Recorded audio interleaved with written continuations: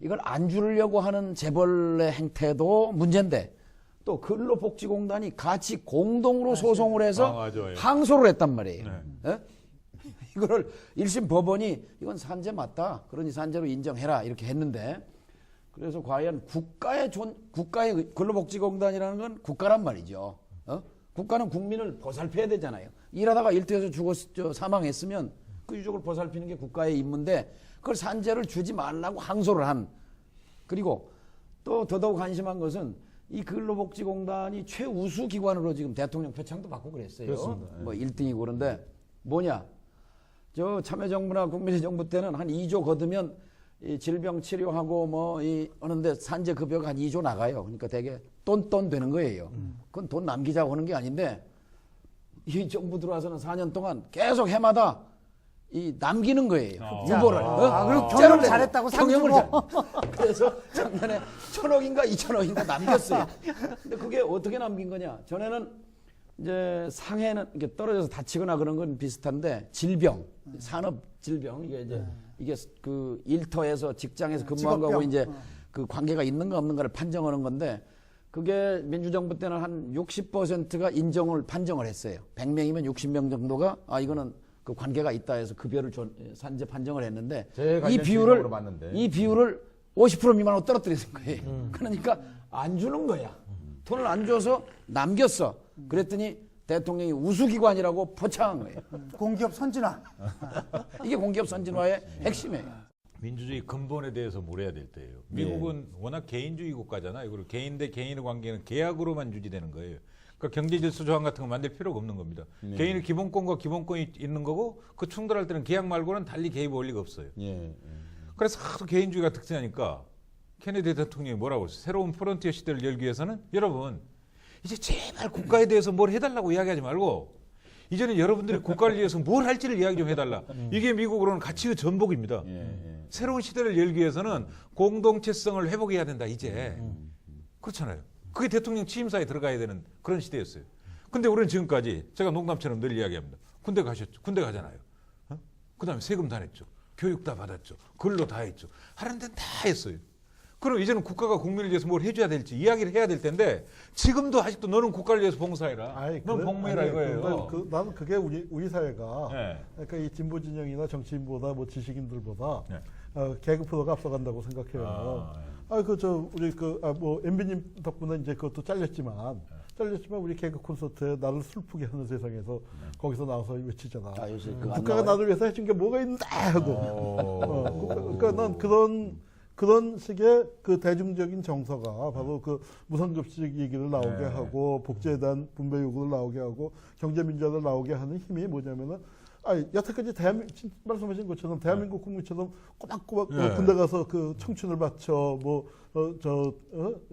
이 서민들 세금 내는 거 꼬박꼬박 내 국가가 뭐 하는 거 다 고스란히 우리가 수십 년 동안 해왔고 민주화됐지만 우리는 옛날 그 관성이 있어서 독재시대 교육받는 관성이 있어서 국가 가지 않는 데도 다 했는데 국가는 우리한테 해준 게 뭐가 있냐고.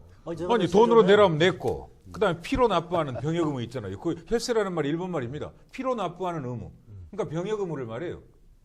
피로 납부하는 세금도 다 냈단 말이에요. 피 같은 돈을 세금으로 낸다 이게. 근데 그게 아니에요 원래. 원래 그게 아니에요. 병역 의무를 말하는 겁니다. 최 변호사 여기 재밌는 얘기 나왔고 얘기가 있는데. 아니 근데 제가 며칠 원래 자유당이 원래 정당 이름이 만들려고 했던 이름이 원래 노동당 아니었습니까? 노농당. 노농당. 그러니까 그 노동자 농민당. 네, 그게 빨갱이들 비슷한 이름을 가지고. 노농적유대 뭐 이런 거 아니요?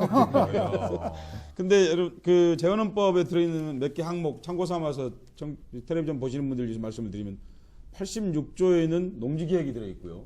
그렇지 않습니까? 그리고 85조하고 87조에 들어있는 게 광물 등 지하자원, 전기통신 등 공공산업에 대한 국공유화. 그건 지금도 우리 헌법에 살아있어요. 더 중요한 게 84조입니다. 예. 84조에 보면은 대한민국의 경제 질서는 모든 국민에게 생활의 기본적인 수요를 충족할 수 있게 하는 사회 정의의 실현과 균형 있는 국민 경제의 발전을 기함을 기본으로 삼는다. 그리고 각인의 경제상의 자유는 이 한계 내에서 보장된다고 했어요. 작년에 우리나라에서 제일 많이 팔린 책이 정의란 무엇인가인데 정의란 무엇인가를 멀리 그 H대 우리 유 교수님 나온 H대 교수한테 묻기 이전에 우리 재헌헌법이 정의한 거에 따르면 뭐냐면은 그 국민 생활의 기본적인 수요를 충족할 수 있게 하는 게 사회정의의 실현이란 말이에요. 그러니까 이건 재헌헌법을 만든 우리나라 그 당시에 그 보수주의자들이 어떻게 생각했냐면은 대한민국 국민으로 태어났으면은 먹고 입고 자고 싸고 하는 게 기본적으로 다 해결이 되는 게 그걸 정의라고 봤단 말이죠. 그러니까 그걸 구체화시킨 게 지금 우리 헌법의 기본권 조항들이거든요. 예. 우리 119조 이하는 경제 질서, 제도로서 경제에 대한 조항들이고 생활의 가장 기본적인 인권들은 전부 다 쪼개가지고 자유권적, 생활권적, 참정권적, 노동기본권, 뭐 주택기본권, 양성평등기본권, 가족기본권, 교육기본권 다 넣어놨단 말이에요. 예. 근데 우리가 헌법을 만들어 우리 놓고 기본권이 그렇게 많았어요. 많아요. 아예 많아요. 많아요. 근데 아무도 몰라요. 예. 근데 사실 위리겐 고등학교 하버마스가 과정에서 헌법 과정에 우리가 나오지 지금 않습니까? 애국 애족이라고 하잖아요. 예. 근데 도대체 뭐에 대한 애국이냐? 외국은 못 씁니다 지금. 애국이라는 게 도리어 국수주의로 갚으려는 위험성을 겪은 나라라서 우리가 하는 애국은 헌법에 대한 충성이다 이거예요. 그렇다면 우리도 헌법 우리 최고 가치 체계고 주권자로서 유일하게 생성해낸 결과물이기 때문에 거기에 충성하고 거기에 따라야 되는 건데 안 하고 있잖아요 지금. 예, 예. 아니 저기 한마디만 하겠어요. 왜냐하면 우리 재헌 헌법에 있는 사회 정의에 관한 규정이 참 좋다. 왜냐하면 정의란 무엇인가를 읽어보니까 그 책이 참 잘 썼어요. 네. 네. 어려운 이론 쉽게 잘 설명했고 네. 참 좋아. 네. 그런데 저는 이 책을 아주 혹평을 했습니다. 왜냐? 미국에서 정의를 얘기하면서 거기서 다 다룬 거는 굉장히 그 이렇게 어찌 보면 이런 거 같고 어찌 보면 저런 거 같고 소위 말하는 모럴 딜레마, 도덕적 딜레마에 관한 얘기예요. 현학적인 얘기야. 그런데 미국 사회에서 정의를 얘기하면서 1대 99의 사회. 네? 월가의 금융자본이 저렇게 나쁜 짓을 하면서 자원을 독점하는 경제. 그리고 미국의 정부는 거짓말로 구실을 만들어가지고 남의 나라를 침공하고 전쟁을 일으키는 이런 부정의에 대해서 거대한 부정의에 대해서 고발하고 규탄하고 분석하고 대안을 제시하지 않는 그러면서 도덕적 딜레마에서 현학적으로 논의하는 어허. 정의로는 이게 H대학교 비록 교수가 썼지만 엉터리다. 그 책에서 얘기하는 그런 어떤 딜레마에 관한 얘기만이 아니라 한국 사회 자체가 정의의 결핍성. 그러니까 결국은 대중이 어떤 걸 수용하느냐 하는 문제거든요. 그러니까 그 책 내용은 유정희 교수님이 얘기한 그런 부분에 비판받을 부분이 충분하다고 생각합니다. 또 거기에는 인권이라는 단어가 한 번도 나오지 않습니다. 그러니까 정의를 말하면서 인권을 말하지 않고 있는 책이라고 말할 수 있죠. 그럼에도 불구하고 그 책이 갖고 있는 현상이 중요하다는 겁니다. 제 얘기는. 그러니까 책 내용보다도 중요한 건 사실 현상이죠. 대중이 왜 그걸 수용하느냐 하는 문제이죠. 그러니까 한국 사회의 부정의성, 한국 사회에 뭔가 불의가 많다고 하는 것을 역설적으로 증명해 주는 거라고 이렇게 말씀드릴 수 있겠습니다. 그러니까 우리 이제 재헌헌법이 헌법이 여러 번 수정되었지 않습니까? 예. 새로 제정되었지 않습니까? 그런데 그런 재헌헌법에 대한 이런 정신들이 지금 우리 조문에 그대로 없다 하더라도 그걸 어떻게 창조적으로 이어갈 수 있는 그런 방법은 없습니까? 그런 해석이나 그런 건 가능합니까? 우리 헌법상으로는 충분히 가능하죠. 예. 왜냐하면 아까 말씀드린 대로 개인의 생활권적, 생존권적, 경제적 인권에 대해서 이미 예. 기본권 편에 충분히 정리를 해놨고 예. 또 제도로서의 경제, 질서로서의 경제에 대해서는 119조 이하에서 다 해놨단 말이에요. 다른 여느 나라보다도 촘촘합니다.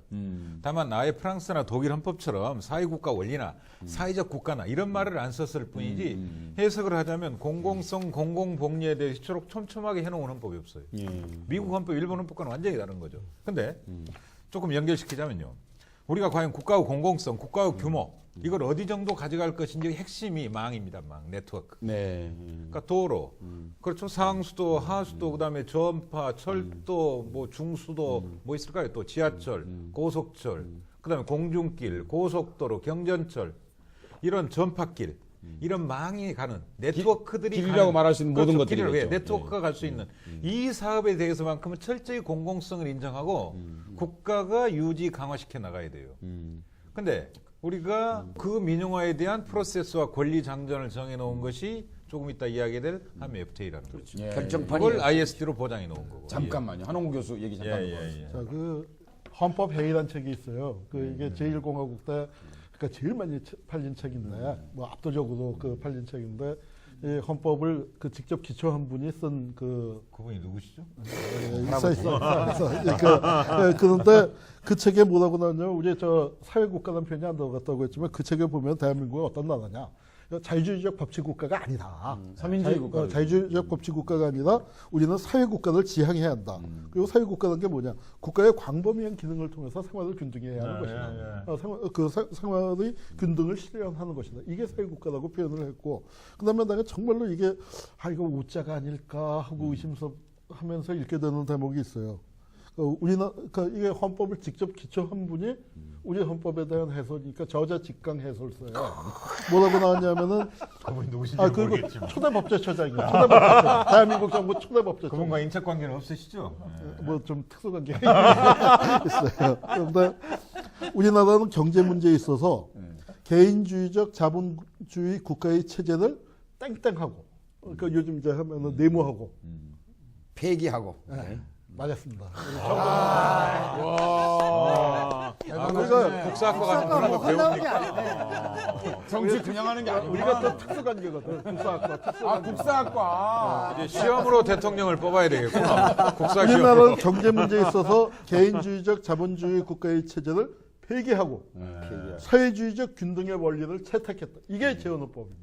근데 그게 이게 거쳐졌죠? 예? 그 기조가 바뀐 거 아닙니까? 한국 전쟁 끝나고 그러니까요. 그러니까 친일파들이 득세하면서 이게 바뀌게 된. 예. 이게 뭐냐면은 재헌헌법에 표현했었던 추구하고자 했었던 적어도 재헌헌법이 우파들이 만들었지만 그래도 추구하고자 했었던 어떤 그 우리 독립운동으로부터의 그 전통 뭐 이런 부분들이 바로 뭐에 의해서 짓밟혔냐? 국가보안법에 의해서 짓밟혀졌다. 그들에게는 국가 정체성이라고 저 사람들이 떠드는 건 국가보안법 정체성이고 우리가 정말로 경제민주화를 하는 게 바로 국가보안법에 짓밟힌 재헌헌법을 되살리는 거예요. 재헌헌법의 기본 정신을 정치적 민주주의와 경제적 사회적 민주주의를 조화하는 데 있다라고 주장을 했는데 우리가 이게 사실은 우리가 이걸 놓친 게 87년도에도 놓쳤단 말이에요. 정치적 민주주의만 했지. 그러다 보니까 힘의 불균형이 재벌만 비대해지고 그래서 결국은 뭐냐 민주화를 해서 근데 저는 이제 좀 피부에 와닿는 얘기가 재헌헌법 그때 그거 보면서 근데 지금도 남아 있는 게 하나 있어요. 이게 뭐냐면 노동할 권리가 있다는 거거든요. 근데 유준호 박사님 얘기가 노동할 권리라는 게 국가가 직장을 만들어줘야 된다는 걸로 해석을 하시더라고요. 그러니까 그걸 만드신 분은 이 국민들한테 노동할 권리가 있다고 얘기를 한 것이고 그 조항이 지금까지 있는데 지금은 그냥 무슨 뭐 노동할 권리가 무슨 유의 같은 이런 아무 의미 없는 권리가 돼버렸어요. 그러니까 학생들이 재밌는 얘기 합니다. 뭐라고 하냐면요. 이렇게 얘기하죠. 아까 우리가 얘기했던 5대 의무, 4대 의무 있지 않습니까? 근로가 의무거든요. 나 일 좀 하고 싶다. 의무 좀 수행하고 그러니까 싶다. 이게 의무이기도 하고 권리기도 하기 때문에 국가가 그거를 직장을 마련해 줘. 근데 이건 굉장히 중요한 얘기거든요. 중요한 얘기죠. 지금도 저는 국가가 그 이제 공공성이 지금 다 말살이 돼서 그런데 국가가 우리 젊은 사람들한테 청년들한테 직장을 마련해 줘야 된다고 노력을 해야 된다는 거죠 최소한. 그렇죠. 그게 근데 지금 말이죠. 전혀 안 하고 있단 말이에요. 우리 그 한국만 그런 게 아니고 10시간에. 아니 이게 굉장히 중요한 얘기예요. 이 안 중요한 얘기 없어. 다 중요한 경제 민주화 관련해서 굉장히 할 중요한 말이 많아요. 얘기인데 경제민주화에 대해서. 1946년에 나도 이거 미국 얘기 좀 해야 되겠네. 미국 의회에서 괜찮아요. 전부 다 사람 친미주의자들이라. 한국에서 미국 유학 갔다 왔죠. 전부 다 친미파들이야. 나하고 최저층 빼놓고는 전부 친미파들이. 사회자 좀 조용히 좀 해. 뼛속 깊이 친미주의자들이야. 이번에 저 전당대회 연설하면서 잠깐 막간에 반미주의자가 아닙니다. 나는 미국에서 특파원도 했고 그리고 외교안보를 다루는 내가 저 NSC 위원장도 한 사람으로서 내가 반미주의자일 리가 없다. 그러나 내가 저는요 반미주의자가 아닌 정도가 아니고 반미주의가 한때 한국에서 좀 유행을 했잖아요. 그 얘기 80년대. 그리 빠지지 마시고. 자, 그때 나 정말 반미주의는 안 된다고 주장했던 사람인데 아니 1946년에 미국 의회가 Full Employment Act 완전 고용법이라는 법을 제정을 해요. 이건 뭐냐? 옛날에는 지가 직장을 갔던 못 갔던 그 시장에서 알아서 하는 거고 자기가 뭐 열심히 하고 그러면은 직장 가질 수 있겠지. 또 이렇게 좋은 조건을 원하는데 그 조건의 직장을 못 찾으면 눈높이를 낮춰라. 요즘 소위 뭐 누가 얘기하는 그런 식으로 생각을 했는데 법을 제정해서 의회가 법을 제정해서 완전 고용은 국가의 의무다. 모든 사람이 일을 원하는 사람들이 다 일을 해주는 게 그게 이제 자본주의 성격이 아까 우리 홍 교수님이 얘기했던 그 뉴딜 개혁을 쫙 거치면서 자본주의 성격 자체가 바뀐 거예요. 예. 그러니까 이게 단순히 한국 얘기가 아니고 그때 당시에 시대 정신과 자본주의 어떤 성숙 단계에서 복지도 하고 균등한 생활 그런 것도 추구하고 완전 고용도 국가가 보장하고 이쪽으로 다 나갔던 겁니다. 그렇게 갔던 흐름이 1980년대에 예. 소위 이제 레이간, 대처 이런 정치적 지도자들을 앞세워서 신자유주의 흐름이 나타나면서 네. 이게 바뀐 거죠. 예. 바뀐 거고 그리고 난 다음에 소득 불평등이 다시 커지고 금융위기가 다시 나타나고 그러면서 오늘날 이 월가의 사태까지 이렇게 오게 된 거다. 그 역사적 배경을 좀 알아야 된다는 거죠. 예, 알겠습니다. 그러니까 지금 현재 미국의 이른바 부의 불균형이 29년도에 공황 직전 그런 상태까지 좀 가 있는 거 아닙니까? 네, 그때까지 예. 갔죠. 자, 거기까지 하여튼 그만하겠습니다. 일단 이렇게 하고요. 왜냐하면 다른 얘기도 해야 되기 때문입니다. 자, 우선 우리가 오늘 하려고 했던 중요한 얘기, 경제 민주화, 결국 이제 경제 주인은 누구인가 하는 문제 아니겠습니까? 그런데 우리는 경제 주인 그러면 한국인들 늘 떠올리는 게 재벌 CEO들을 재벌 CEO도 아니 재벌 소유주들을 주로 생각하기 십상이죠. 그러니까 영어로 재벌이 다 알다시피 영어로 재벌이 CHABUL 이렇게 돼 있지 않습니까? 외국 말로 없기 때문에 이게 우리 한글이 영어 옥스퍼드 사전에 등록된 영광을 누리긴 했는데 좋은 단어가 좀 올라갔으면 좋았을 텐데 이제 재벌이 그대로 한글을 가든도 올라갔어요. 가든도. 예? 가든도 한국적 뜻으로. 예, 가든. 예, 그렇습니다. 그러니까 그런 상황이지 않습니까? 결국 이제 경제 주체의 핵심, 국가 경제의 주인은 누구인가 하는 문제에서 핵심으로 등장할 수밖에 없는 게 재벌 개혁에 관한 얘기인데요. 홍정호 선생님, 그 재벌하고 대기업은 다른 거죠? 다릅니다. 네. 어떻게 좀 말씀해 주세요. 저도 잘 모르고 그래서. 그러니까 이제 미국의 경우를 다시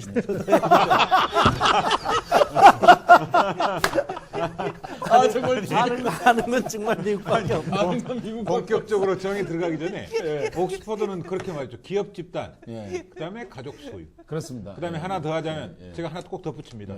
폐쇄적인 혼맥. 예, 그렇습니다. 혼맥. 다른 나라는 없는 폐쇄적인 혼맥이거든요. 우리는 끼리끼리 결혼하는 나라는 우리나라 재벌밖에 없어요. 자기네끼리 식구끼리 결혼하는 나라는. 근데 그게 사실은 이제 좀 더 그 얘기 부연해서 얘기하면 물어봐놓고 자기들이 말씀하세요.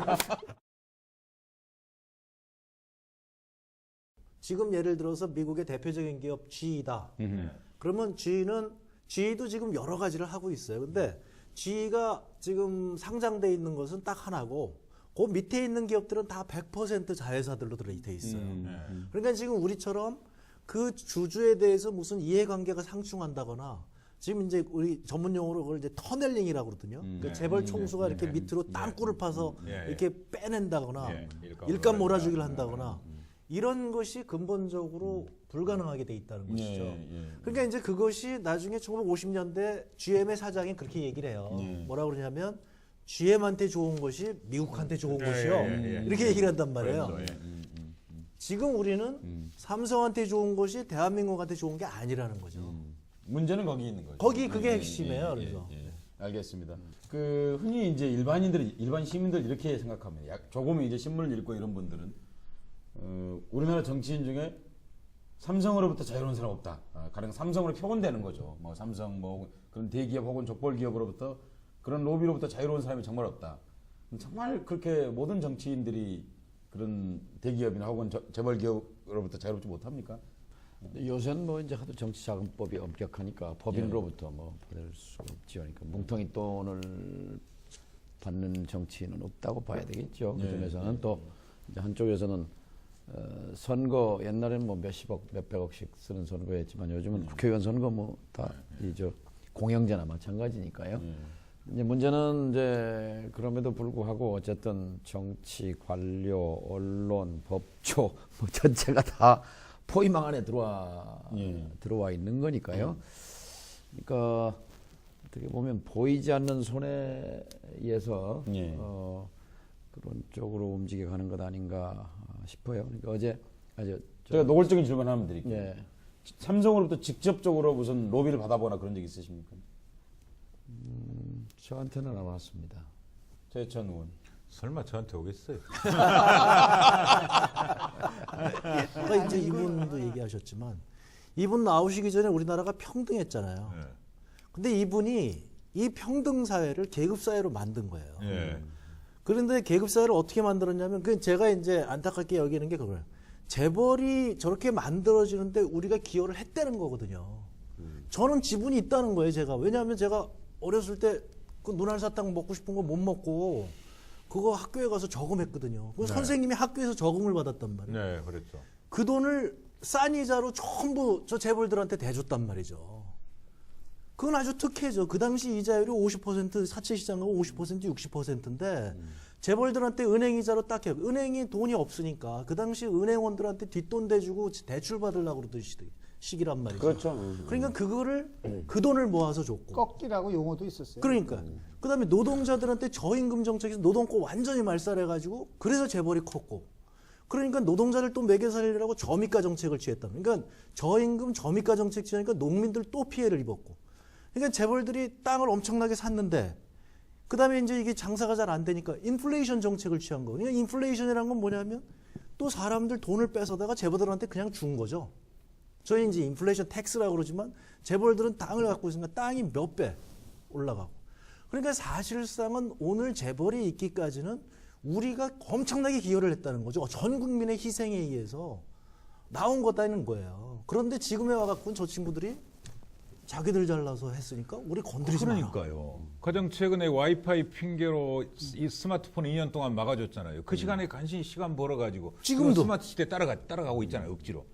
그다음에 대한민국에만 있는 특수한 법이요. 한국 자동차 산업을 진흥시키기 위해서 교통사고 처리 특례법이라는 법을 만들어줍니다. 그렇죠. 예. 외제차는 막아놓고 그 사이 한국차를 타게 하는데 사람들이 교통사고 위험성 때문에 안 타요. 그러니까 중대한 사고, 그렇죠. 신호 위반하거나 음주운전하거나 이런 경우만 형사처벌할 수 있도록 특별법을 만들어줘요. 이거 대한민국에만 있는 법입니다. 또 세계에서 가장 교통사고 나고도 문제에 대해서 책임 안 지는 그렇죠. 거죠. 다른 나라 형사 책임져요. 비극적으로 우리는 그 정의란 말을 민주정의당이 이제 오용을 해서 사실 그 영향이 있어요. 한 20년 동안. 예, 정의라는 말이 정상적으로 쓰질 않았죠. 정의란 말이 이게 오염이 되고 예, 그래서 오염된 거죠. 근데 이제 어느 날 보니까 아무리 대한민국 국민 중에 지금 열심히 살지 않는 사람이 어디 있습니까? 아무리 열심히 해도 이게 앞으로 가기는 그냥 자꾸 뒤로 밀린단 말이죠. 그래서 이게 다시 정의가 복권된 거다. 예. 그러니까 아까 이제 경제의 주인이 누구냐? 다들 재벌이 주인이지 이런데 주인이 그 사람들이 아니라 지금 다 국민 경제 기여와 희생 속에서 이제 재벌이 됐는데 결국 주인을 찾아주는 게 경제민주화고 또 뿌리를 거슬러 올라가 보니까 대한민국 정체성이 경제민주화다. 그런 얘기를 우리가 하고 있는 거 아닌가요? 그렇습니다. 맞습니다. 예, 예. 그 홍종학 선생님하고 유정일 선생님 한마디씩 해주셨으면 좋겠는데 우리 재벌이 갖고 있는 개혁해야 되는 가장 중요한 이유 한 가지씩만 말씀해 주시면 어떤 말씀해 주시겠습니까? 재벌을 개혁해야 되는 재벌 개혁이라는 것은 재벌 해체까지를 포함하는 거죠. 어떻게 하는 게 어떤 부분이 가장 커다란 문제인지 한 가지씩만 짚어주시면. 그러니까 이제 그 미국에서도요. 미국에서. 네, 말씀하시죠. 아는 게 미국뿐이야. 미국밖에 없어. 말씀하세요. 그 미국의 재벌이 그렇게 극성을 피고 나서 결국 어떻게 됐느냐? 예. 우리가 지금 겪는 양극화를 그대로 겪더라는 거죠. 이거는 제가 그래서 이명박 정부 들어섰을 때 이건 필연이다. 그러면 이제 공룡이 있으니까 우리는 저 공룡한테 모든 것을 갖다 바칠 수밖에 없고. 그러니까 아까 이제 그 얘기하신 저는 빨대 경제라고 그러는 거죠. 지금 삥땅 경제, 빨대. 삥땅 경제, 빨대 경제 그러니까 재벌이 여기는 이제 시장을 장악을 하고 있기 때문에 중소기업이 뭐를 들어가기 위해서는 재벌하고 거래를 할 수밖에 없어요. 그러니까 계약 조건은 다 재벌이 정하는 대로 돼 있는 그렇죠, 거거든요. 그렇죠. 그러니까 빨대를 뜩 늘여놓고 있는 거예요. 열심히 일하면 모든 이익은 재벌이 다 가져가는 거죠. 예, 예. 그러니까 그런 상황에서 지금 얘기한 대로 서민들 다 주고 중소기업 다 주고 그러면 결국 소비가 안 되는 거거든요. 네. 그럼 소비가 안 되니까 이 사람들이 뭐라 그러냐면 저 소비가 안 되는 저 사람들이 소비를 해줘야 자기네들 살 거 아니에요. 예. 빚을 줘라 이렇게 되는 거예요. 그래서 대공황 이전에도 빚이 늘어나고 빚이 늘어나고. 빚이 늘어나고 예, 예.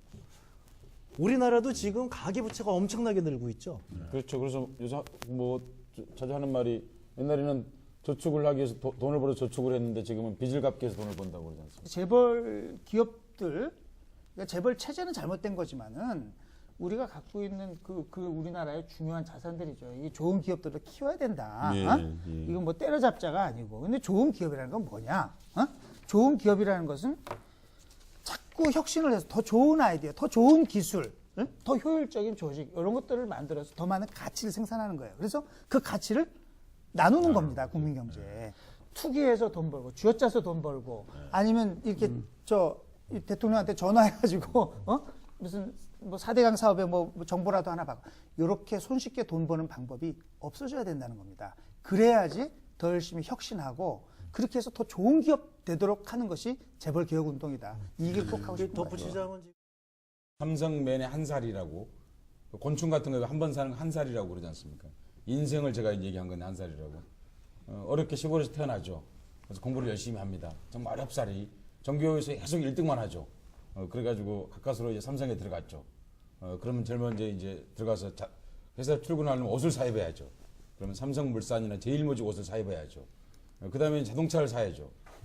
그 SM5를 사야죠. 다른 거 사도 되는데 그 차 타고 가면 진급이 안 되죠. 그리고 그 다음에 이제 그 놀러를 가죠. 혼인을 해가지고 혼인할 때 이제 물건을 사죠. 그럼 삼성 가전 그 재고품 좀 싸게 할인해서 굉장히 영광스럽게 재고품 풀 세트를 사죠. 냉장고에서부터 텔레비전 할 것 없이. 그 다음에 이제 놀러를 가면 당연히 삼성에서 운영하는 콘도미니엄에 가죠.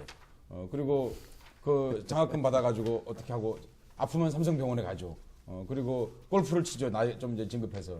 그러면 삼성에서 운영하는 컨트리 클럽에 가죠. 그리고 이제 나중에 나이 먹으면 이제 죽죠. 그러면 관을 짜주죠, 삼성에서. 그런데 레미안이 빠져. 집은 레미안에서 살고 지금. 그렇죠. 그래서 이제 그래서 죽고 나면 관을 짜주죠. 관까지 짜주는 거예요. 태어나서부터 관까지. 그러니까 그 시장 전체를 장악하고 요람에서 무덤까지네. 그러니까 그런 재벌 대기업들이 예. 국가를 위해서 하나는 고용이고 하나는 세금이고 예. 두 가지로 기여해야 하는데 예. 이제 세금은 아까 뭐 상속세 얘기가 예. 대표적인 예. 거지만 그건 뭐 제대로 기여를 안 하는 것이고 또 90년대에 어쨌든 대기업에 210만 명이 일하던 예. 그 사람이 작년인가 보니까 130만 이렇게 줄었어요. 근데 예. 그냥 줄은 게 아니라 한 7, 80만을 비정규직으로 메워버린 거란 말이죠. 예. 그러니까 한진 같은 경우도 이렇게 들여다보면은 10몇 년 전에 그 노조 조합원이 3,000명인데 3,200명까지 되는데 지금 올해 조합원이 800명이거든요. 그러면 조합원이 3분의 1로 된 거예요. 3,200명이 4분의 1 된 거지. 800명인데 그 일을 누가 하느냐? 사내하청 비정규직이 하는 거란 말이에요. 3,200명이 거기 다닐 때는 조선소 다닐 때는 좋은 직장이고 그래도 중산층의 삶이 보장됐어요. 근데 그 사람이 이제 800명 남고 채워진 2,400명은 비정규직이 무슨 중산층이에요. 그러니까 가운데 허리가 쑥 들어가 버린 거란 말이죠. 그러니까 재벌 대기업이 경쟁력을 갖는 건 좋은데 응? 그 재벌 대기업이 해야 할 사회적 책무의 첫 번째인 예. 응? 네, 국가 경제 전체로 보면 고용 없는 성장이고 또 대기업들은 어쨌든 그렇게 인건비를 줄여서 비정규직을 늘려서 그걸 주주 배당으로 기업 가치를 예. 높이는 데만 이게 이제 근본적인 문제가 지금 벽에 딱 부딪힌 거죠 지금.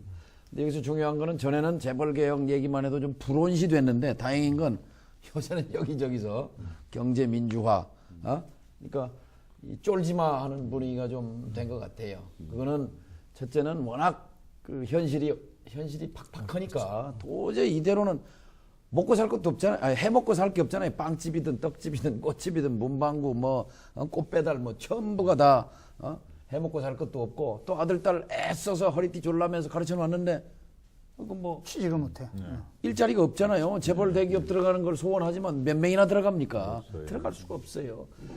거기다가 또 정부가 뭐 실업률 어제 청년 실업률 7%인가 8% 발표했는데 실제는 그 내용을 들여다보면 구직 활동을 했는가 지난 6개월 내에 그렇게 했더니 이 7%가 나와요. 8%가 나와요. 근데 이거를 질문을 바꿔서 구직할 의사가 있는가 이렇게 물어보면 25%가 나와요.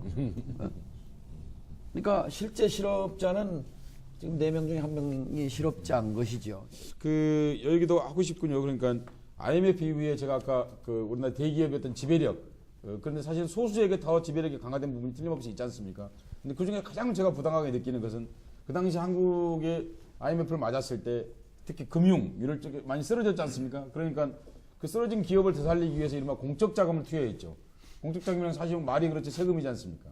근데 그 공적 자금이 투여되고 그러고 나서 자기들이 이익을 벌었을 때는 공적 자금을 상환하지 않고 있거든요. 현재도요. 제가 알고 있기로 한 50% 정도밖에 상환하지 않은 것을 알고 있습니다. 공적 자금 투여 은행 특히 은행 쪽에. 근데 우리나라 은행에서 그 돈 벌어들이는 일이 투자로서 벌어들이는 돈은 거의 없고 사실은 대부분 고객 저축에 의해서 이루어지는 거지 않습니까? 한 96% 정도가 이제 저축에 의해서 이루어지고 있는데 근데 정작 정부에서 공적 자금 우리 세금으로 한 것을 때 그렇게 많은 이익이 생겼음에도 불구하고 아직 세금으로 투여된 공적 자금을 상환하지 않고 있는 거죠. 요 말을 뭐 수많은 사람들이 하고 있지 않습니까? 마이클 셀던도 얘기했고 수많은 사람들이 얘기하고 있는 게 그거지 않습니까? 이익은 사적인 것이고 빚은 국가의 부채를 가지고 이용한다는 이제 그런 말이 이제 요새 뭐 여러 사람들이 하고 있는 그런 상황인데 그것이 한국 재벌이 갖고 있는 혹은 금융자본이 갖고 있는 대기업이 갖고 있는 파렴치함의 한 측면인데 그런 부분들도 같이 꼭 한번 되짚어봐야 되지 않을까 하는 생각이 드는군요. 요새 그 뭐 보니까 거의 시위에 거의 매일 나가고 있죠. 그 왜 월스트리트에도 시위하고 영국에서 쌍폴 교회에서 하고 프랑스에서도 뭐 계속해서 시위하고 있지 않습니까? 흔히 이제 뭐 오키파이 뭐 점령하라 이런 것들인데 그 전체적으로 왜 지구사적으로 그런 일이 같이 일어나고 있는 거죠? 정치에 대한 자본의 우위, 그렇죠. 정치에 대한 경제의 우위, 정치에 대한 금융 우위, 뭐 전 세계적인 현상입니다. 이미. 네. 그렇다면 우리나라만의 문제가 아니고 전 세계적인 문제이기 때문에 네. 촉발은 월스트리트에서 됐지만 누구나 공감하는 이슈죠. 그래서 되려 대도시 중에 그 시위, 아쿠파이 시위가 열리지 않는 도시가 없어요. 그건 분명한 현실입니다. 그러니까 지금 신자유주의 마지막 발악이라고 그럴까요? 네. 그러니까 그 신자유주의 2008년도에 이제 모든 사람들은 신자유주의의 문제점을 깨달았거든요. 예. 그런데 이제 그동안 신자유주의로 인해서 기득권을 이득을 보던 세력이 있죠. 이 사람들이 그냥 넘겨주고 싶지 않은 거죠 지금. 그다음에 이제 정치권이 거기에 종속이 돼 있으니까 계속 공적 자금이 글로 가고 있고. 그러니까 지금 하나의 그 세계사적 전환기에 와 있는 건 틀림없는 것 같아요. 그래서 저는 뭐 긍정적으로 보고 있습니다. 제가 놀란 게 아이고 하세요. 얘기하세요. 냉전이 끝나고 이제 20년 이란 말이에요. 신자유주의가 득세한 게 그전에는 신자유주의가 그러고 싶었다 하더라도 그래도 사회주의, 공산주의가 체제로서 살아있고 그 기능을 하니까 뭐 할 수 없이 복지국가도 하고 그랬었는데 이제 그게 무너지니까 다 걷어들이고 신자유주의 이제 맘 놓고 나가고 그거 한 20년 하니까 이제 2008년 금융위기 오고 그다음에 이제 정말 그 양극화 극으로 가고 사람들이 여기저기서 못 살겠다 꾀꼬리가 나오니까 이제 그게 터져 나왔는데 올해 뭐 1월 초부터 그 저기 뒤에 있는 김진숙 그 권력 크레인 계속 뭐 수십 번 가셨고 그리고 FTA 반대 시에 거의 하루도 안 빠지고 가셨죠? 그게 이제 신자유 취재에 대한 이제 반대 이런 것도 같이 이제 반영되어 있는 것을 알고 있는데 이제 현장에서 이런 역사적인 변화 과정 그리고 대중들의 어떤 변화 과정 또 얼마 전에 어떤 정당에서 조사한 걸로 보면 또 FTA 과거에는 찬성한 사람이 많았는데 근래에 이제 변하고 있는 것들 그리고 정치 지도자로서 현장에서 국민들하고 느끼는 어떤 정서적인 공감대 그리고 그것이 어떤 역사적 중요한 전환점인 것 같습니다. 과거에하고 다른 거 이 시위는 다르거든요. 과거에는 이제 그냥 정치적 민주화 같은 것들을 요구했다면 이건 명백하게 경제 민주화를 요구하고 있는 것이지 않습니까? 그리고 오늘 주제인 경제의 주인은 누구인가 하는 그런 문제들하고 연관되어 있는데 현장에 매일 나가시니까 그 현장에서 체감하시는 것들 한번 소개 좀 해주시죠. 단군 이래 불평등도는 아닌가요? 최고죠. 단군 이래 네, 최악이에요. 단군 이래 이렇게 벌어져 있었던 적은 없죠. 그러니까 현장에서는 좌절과 분노거든요. 희망이 없는 거란 말이죠. 희망을 찾고자 하는 게 희망버스 아닙니까? 그러니까 제가 이제 올 1월이죠. 그 환경노동위원회 가서 이제 맨 먼저 또 그 김진숙 씨가 1월달에 이제 그 크레인에 올라갔는데 쭉 가다가 처음에 갔을 때는 냉랭했지요. 제가 맨 먼저 가서 시작한 게 반성부터. 그때 또 반성하셨습니까? 그때는 이제 반성동형이라고 이제 그 해군 노동자들 이제 집회할 때 이렇게 가면은. 근데 이제 1차 희망버스 6월 그 11일이죠. 그때 이제 그 새벽 3시 반인데 김전숙 씨가 저 하늘에서 고공에서 이제 새벽 3시에 사위는 쾌쾌한데 살다 보니 이런 날이 오기는 오는군요. 그러니까 죽음과 절망의 시민에서 헤매고 있을 때 천수보살의 손으로 저를 받쳐주신 여러분들. 그러니까 정말 그러면서 저 김진숙보다 아버지가 암투병으로 오늘 내일 하는데 여기 와서 저 아무개 또 뭐 아무개를 기억해 주십시오. 나는 저 사람들이 투사라서 내가 여기 와서 목숨을 건 투쟁을 하는 것이 아니라 힘없는 저 사람들이 몇 달 전에 그냥 땀 냄새 풍기면서 저 일 끝나면 집에 돌아가서 자식 새끼 끼고 저녁 먹고 하는 그런 평범한 일상을 찾아주고 싶어서 그 얘기를 들으면서 많은 사람들이 흐느껴 울었어요. 그리고 제가 드는 생각이 내가 저 여자를 살려내야 되겠다. 저 여자를 살리고 싶다. 이제 그런 마음속에 그런 이제 결심을 하게 됐고 그 뒤에 그래서 내 정치 생명을 걸겠다. 그래서 사실 18대 국회 와서 노동 문제를 가지고 국회 청문회가 열린 게 처음이고 국정감사를 증인으로 세운 게 처음이고 국회가 권고안을 만든 게 처음이고 어쨌든 살아서 내려오게 했어요. 근데 문제는 아직 본질은 그대로 있어요. 그러니까 정리해고 체제를 끝내겠다는 게 이제 그 투쟁의 핵심이란 말이죠. 그러니까 400명씩 뭉텅이로 잘라내면 사람들을 잘라내면서 해고는 살인인데 배당하고 연봉 올리고 그러니까 이게 지금 아까 살찐 고양이는 계속 살이 찌는데 한쪽에서는 뒤에 써 있네. 저 해고는 살인이고. 그렇죠. 그러니까 이 결국 좀 얘기의 비약입니다만 이제 말하자면 정리해고 체제를 극복하는 체제 그게 이제 2013년 체제고 87년 체제에서 정치 민주화. 근데 정치 민주화의 제일 수혜자는 재벌이란 말이죠. 수혜자가. 그런데 이제 빠졌던 경제 민주화. 경제 민주화는 사실 평등의 문제가 단군일에 이렇게 최악으로 벌어진 거. 이거를 좀 좁혀야 되겠다는 게 경제 민주화 아닙니까? 그러기 위해서 이제 재벌의 그런 과도한 법 위에 군림하는 이런 걸로부터 법 아래에 있어야 되죠. 재벌도. 그래서 사실은 이제 우리 119 특위 하면서 늘 핵심이 재벌 개혁을 차기 정부에서 어떻게 할 거냐. 첫 번째 출발은 검찰 개혁이다. 검찰도 사실 재벌 품 안에 들어있는 거 아닙니까? 사법부도 품 안에 들어있는 거 아니에요?